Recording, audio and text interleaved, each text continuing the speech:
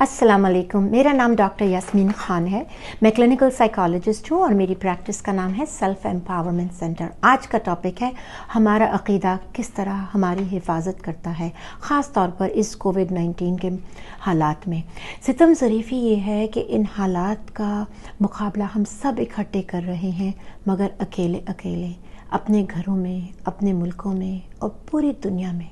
مسلمان ہونے کے ناطے ہم قسمت پر یقین رکھتے ہیں۔ ہم جانتے ہیں کہ اتفاقات نہیں ہوتے، اللہ کا ایک منصوبہ ہے، ایک پلان ہے جس کا ہمیں نہیں پتہ۔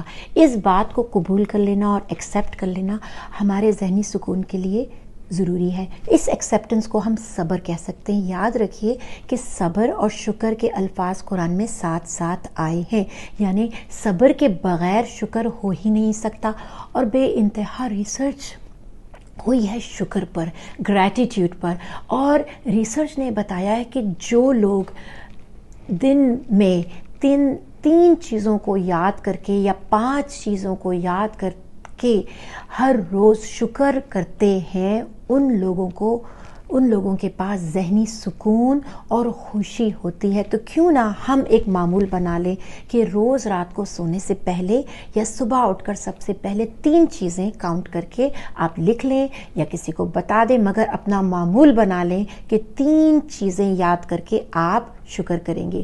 دوسری چیز، ہمارے مذہب میں معمولات اور ریچولز ہیں اور روٹینز ہیں، تو اس میں آپ یہ دیکھیے کہ نماز میں، روزے میں، حج میں، زکوٰۃ میں، ہر چیز میں معمولات اور ارکان ہیں۔